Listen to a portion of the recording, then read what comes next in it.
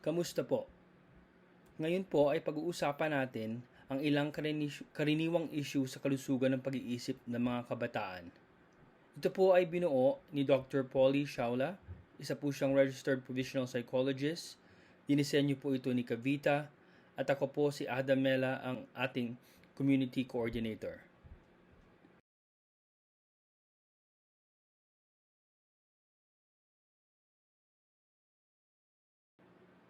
Si Dr. Polly Shaula po ay isang registered psychologist sa lalawigan po ng Alberta, Canada, at meron po siyang natapos ng doctorate sa clinical psychology sa University of New Delhi noong 2011.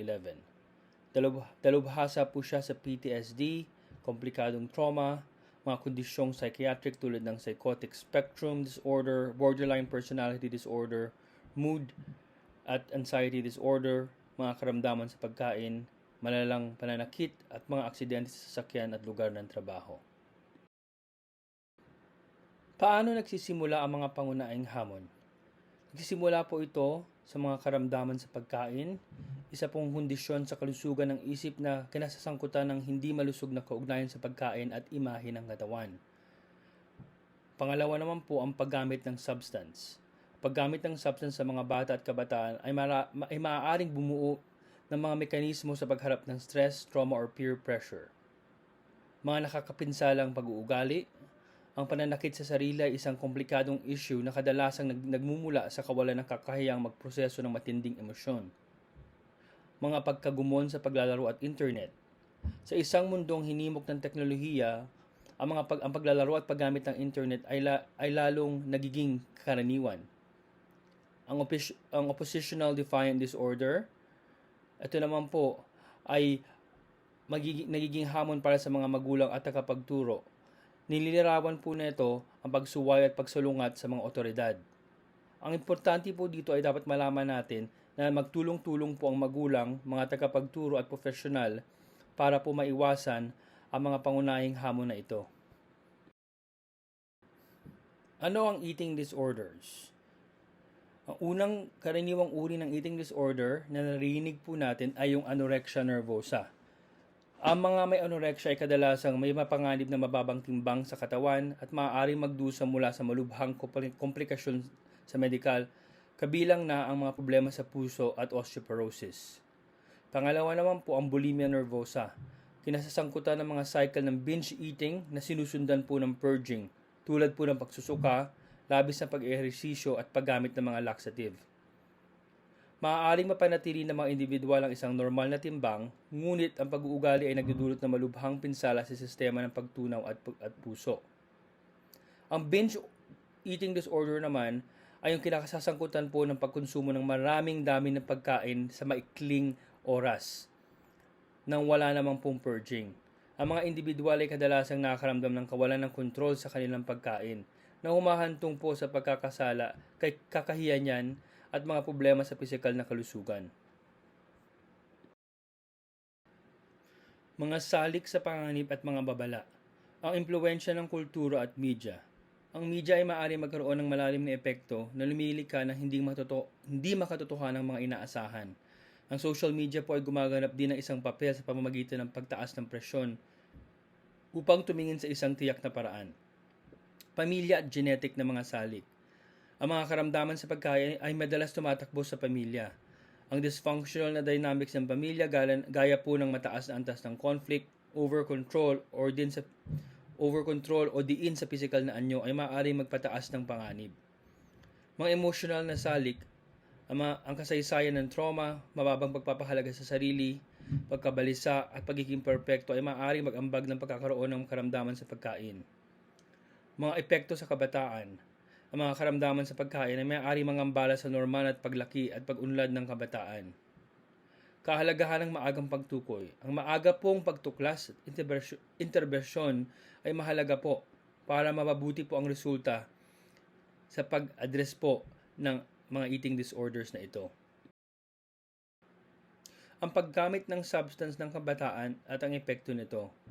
Ang paggamit po ng substance ay tumutukoy sa pag-inom ng alak, droga o iba pang psychoactive substance. Sa kabataan, ang paggamit ng substance ay kadalasang inuugnay sa eksperimento ngunit maaari itong maging pagtitiwala maaaring magumo ng mga bata po dito at nakakapinsala po ito sa physical, emotional at panlipunang kagalingan. Ito po ang mga karaniwang sangkap: alcohol, cannabis at mga iniresetang gamot. Ang mga causes po nito o maaari pong magdulot nito ay yung peer pressure. Ang kabataan ay kadalasan nagsisimula gumamit ng mga sangkap upang umangkop sa mga kanilang kapantay o makakuha ng pagtanggap sa lipunan. Ang kapaligiran ng pamilya po ay nakaka-epekto rin po. Ang mga issue sa trauma at mental health. Ang mga kabataan na nakakaranas ng trauma o mga issue sa kalusugan ng isip tulad ng depression at pagkabalisa o anxiety ay mas malamang na gumamit ng mga substance bilang mga paraan ng self-medication. Ano po ang bunga ng paggamit ng substance? Nakaka-epekto po ito sa physical na kalusugan, nakakasira po ito ng mga organs po natin, pagbaba po ng immune function, pagtaas ng mga panganib para sa mga aksidente. Nakaka-epekto rin po ito sa ating pag-iisip at sa lipunan. Ano po ang mga strategies sa pag-iwas nito? Hiyakatin ang bukas na pag-uusap sa tahanan at mga paaralan tungkol sa paggamit ng droga. Magbigay ng mga nakasuportang kapaligiran kung saan may papahayag ng mga kabataan ang kanilang concerns ukol po dito at humingi po ng tulong ng walang paghuhusga. Pag-unawa sa pananakit sa sarili. Ang mga babala po nito ay yung pisikal na palatandaan, hindi po maipaliwanag na mga hiwa, pasa o paso o kadalasan sa mga braso, binti o tiyan. Mga pagbabago po sa ugali, pagsusuot ng mga habang manggas at mainit na panahon, palihim na pag-uugali, pag-iwas sa mga pagkipag-ugnayan sa lipunan. Mga emotional na paghiwatig, isang pattern ng negatibong pag-uusap sa sarili, mababang pagpapahalaga sa sarili at mga pagpapahayag ng kawalan ng pag-asa. Paano suportahan ang kabataan sa nananakit po sa kanilang sarili? Magbigay ng ligtas na kapaligiran. Makinig ng walang paghusga po. Tiyakin na ang kabataan ay nararamdaman na nadidinig at naiintindihan po sila. Kumonekta sa professional na suporta. Importante po ang therapy, partikular na ang dialectical behavioral therapy or DBT, ay epektibo po sa pagtulong sa mga individual na ito. Hiyakatin po ang mga alternatibong mekanismo sa paghaharap. Magmungkahi po ng mga alternatives tulad ng pagguhit, journal, physical na ehersisyo at paggamit ng stress ball. Pag-unawa sa pananakit sa sarili. Ang pag-uugaling nakakapinsala sa sarili ay kadalasang tinatawag na pananakit sa sarili ay sinasadyang pagkilos na nagdudulot ng pisikal na pinsala sa sarili po, kadalasan bilang isang paraan upang makayanan ang labis na mga emosyon. Mga karaniwang uri ng pananakit sa sarili, pagputol, pagkakaraniwang anyo ng pananakit sa sarili na kasirasangkutan po ng paggamit ng matutulis na bagay upang magdulot ng mga sugat. Nasusunog, paggamit ng mga pinagmulan ng init gaya ng posporo o lighter upang magdulot ng paso. Pagtama o pagbugbog, nagdulot ng pinsala sa pamamagitan ng pagkampas sa sarili laban sa mga bagay-bagay. Bakit nakikisali ang kabataan sa pananakit sa sarili? Kulang po sila sa regulasyon ng emosyon. Ang pananakit sa sarili ay maaaring isang paraan upang pansamantalang mapawi ang mga damdamin ng matinding emosyonal na sakit, stress o pamamanhid. Pagpapahayag ng galit o parusa. Ito ay maaaring gamitin bilang isang paraan ng pagpaparusa para po sa kanila. Control. Ang kabataan ay maaaring makaramdam ng kawalan ng kapangyarihan sa panlabas at ginagamit ang pananakit sa sarili bilang isang paraan upang kontrolin ang sariling katawan. Ang digital trap o pagkagumon sa paglalaro at internet. Ang paglalaro at pagkagumon sa internet ay tumutukoy sa labis at mapilit na paggamit ng mga digital device at mga online na laro na umahantong po sa makabuluhang kapansanan sa pang-araw-araw na paggana. Naapektuhan nito ang mga kabataan sa mental at physical, nakakambala sa kanilang akademiko, panlipunan at personal na buhay. Mga palatandaan po ng babala. Abala, patuloy na iniisip ang tungkol sa paglalaro o mga aktibidad sa internet kapag hindi na nakikibahagi sa mga ito. Kawalan ng kakayaang kontrolin ng paggamit. Hindi matagumpay na pagtatangka na bawasan o kontrolin ng paglalaro o paggamit ng internet. Pagpapabaya sa mga responsibilidad. Pagkabigo sa paaralan, pagkawawalang bahala sa mga obligasyon sa mga pamilya, pag-iwas sa pakikipag-ugnayan sa lipunan dahil sa paglalaro. Mga sintomas sa pag-withdraw. Nakakaranas sila ng pagkamayamutin, pagkabalisa o pagkabilisa kapag pinaghihigpitan ng pag-access sa paglalaro o internet. Mga panganib na salik. Kakulangan ng pangangasiwa. Ang mga kabataan ay walang pare-parehong pagsusubaybay ng mga magulang na malamang magkaroon ng hindi malusog na mga digital na gawi. Social isolation o loneliness. Ang mga kabataan ay nahihirapang kumonekta po sa iba.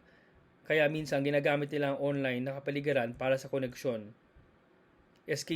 Escapism at stress relief. Ang paglalaro ay kadalasan nagsisilbing pagtakas mula sa kanilang mga akademikong stress o emosyonal na sakit na nagbibigay ng pakaramdam ng tagumpay. Digital trap, paglalaro at pagkagumon sa internet. Mga consequence po, mga problema sa pisikal na kalusugan. Ang matagal na paglalaro ay umahantong sa isang laging nakaupo na pamumuhay, pananakit ng mga mata, pananakit ng ulo, mga issue sa likod at leeg at pagkagambala sa pagtulog o sa siklo ng pagtulog. Mga issue sa kalusugan ng pag-iisip. Ang labis po na paglalaro at paggamit ng internet ay maaaring humantong sa pagkabalisa, depression, pagkamayimutin at pagbaba ng konsentrasyon. Nakaka-apekto rin po ito sa akademiko at social impact.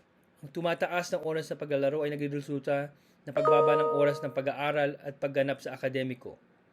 Mga estratehiya para sa pag-iwas at pamamagitan. Pagtatakda ng mga hangganan. Ang mga magulang at tagapagturo ay dapat magtatag ng malusog na mga limitasyon sa oras para sa paglalaro at paggamit ng screen.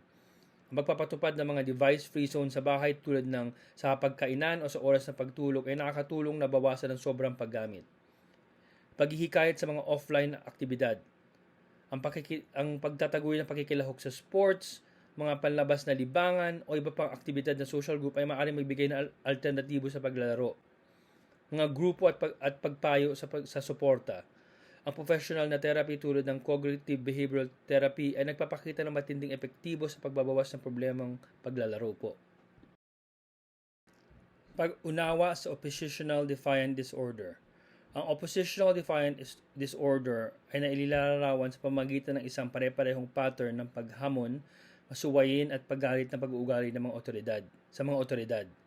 Mga pangunahing sintomas po yung madalas na temper tantrums, argumentative behaviors, pagsisi sa iba, mapang-akit o mapaghiganti sa mga aksyon. Ano po ang mga causes nito o mga salik? Kapaligiran ng pamilya, mga salik sa temperamental, ang mga batang nahihirapang i-regulate ang kanilang emosyon, at mga impluwensya sa kapaligiran. Pag-unawa sa oppositional defiant disorder. Epekto sa kabataan. Mga hamon sa akademiko at panglipunan. Ang ODD ay maaaring makagambala sa pag-aaral, humantong sa kakulangan sa akademiko at magresulta sa mga kahirapan at pagbuo at pagpapanatili ng pagkakaibigan. Family strain. Ang mga komportasyong pag-uugali at patuloy na mga salungatan ay maaaring lumikha ng stress sa sambayanan at negatibong nakakaapekto sa relasyon ng magulang at anak. Mga paraan ng suporta at intervention. Pagsasanay sa pamamahala ng magulang, behavioral therapy, family therapy, at positibong pagpapatibay at komunikasyon. Social isolation at home confinement. Ang paghihiwalay sa lipunan ay isang makabuluhang issue para sa mga bagong dating na kabataan na maaaring makaramdam ng pagdidiskonekta sa kanilang mga kapantay dahil sa mga hadlang sa kultura, lingwistika at panlipunan. Ano po ang mga sintomas ng social isolation at home confinement? Pag-withdraw, maaaring lalong lumayo ang kabataan, iniiwasan ang pakikipag-ugnayan sa mga miyembro ng pamilya at hindi gaanong interesado na magkaroon ng mga bagong kaibigan. Pagkawala ng interes sa aktibidad, tumaas na oras po ng screen use at paghina sa mood. Maaaring kabilang sa mga nakikitang sintomas ng pagkamayumutin, kalungkutan, pag-iba-iba po ng mood. Ang mga kabataan ay maaaring magpakita ng mga palatandaan po na ito at dapat po i-address po natin ito kaagad. Social isolation at home confinement. Ang mga psychological po na epekto ay panipunang paghihiwalay ay maaaring humantong po sa pagkabalisa, depression, at mas mataas na panganib para po sa mga may sakit sa kalusugan ng pag-iisip. Maaari rin po itong magdulot ng avoidant behavior. Maaaring magkaroon ng kabataan ng pattern ng pag-iwas sa mga sitwasyong panlipunan dahil po sa kanilang takot na mabuli, pagkaiba-iba po ng kultura, na lalo po nagpapatibay sa cycle ng paghihiwalay.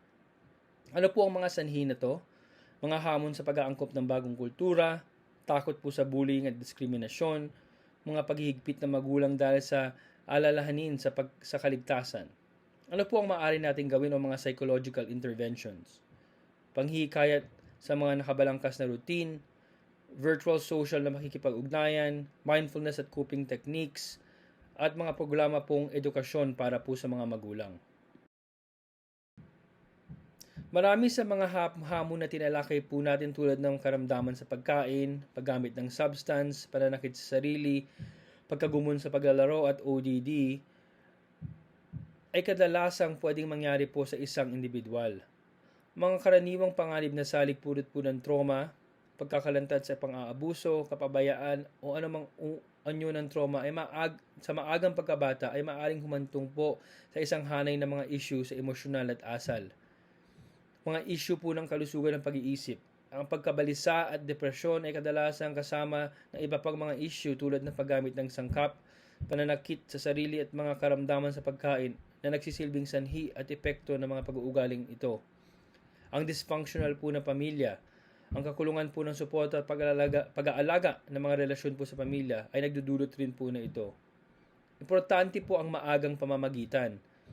Ang maagang pagtukoy sa mga karaniwang salik sa panganib at pagtugon po na ito ay maaari pong makatulong para maiwasan ang mga issue po na ating napag-usapan ngayong araw na ito. Maaring mabawasan ng maagang suporta, pagpapayo sa pamilya at mga structured na kapaligiran ang mga hamong pong ito. Pagsuporta sa kabataan na nahaharap sa mga hamong ito. Professional na pamamagitan, therapeutic approach, cognitive behavioral therapy. Epektibo po ito para sa paggamot sa pagkabalisa, depresyon at paggamit ng substance sa pamamagitan ng pagtulong sa mga kabataan na kilalanin at baguhin ang mga pattern ng negatibong pag-iisip. Dialectical behavioral therapy, ang pakipakinabang para po sa mga individual na nagsasagawa ng pananakit po sa sarili o matinding emosyonal na mga tugon. Tinuturo po nito ang pag-iisip, pagpaparaya sa pagkabalisa at mga kasanayan sa regulasyon sa emosyonal. Mga grupo po ng suporta at mga programa sa rehabilitasyon. Pagsuporta sa kabataan na nahaharap sa mga hamon na ito. Importante po ang pakikilahok ng pamilya, patnubay at pagsasanay ng magulang. Ang mga magulang ay gumaganap na mahalaga pong papel sa paggamot at pagbawi ng mga kabataan sa mga hamong ito. Family therapy, ang pagsasama-sama ng buong pamilya para po sa proseso ng paggamot ay nakakatulong upang matagunan ang mga pinagbabatayan ng issue at mapabuti ang komunikasyon sa loob po ng sambahayan na tinitiyak ang isang mas pare-parehong pangsuportang diskarte. Ano po ang mga programa?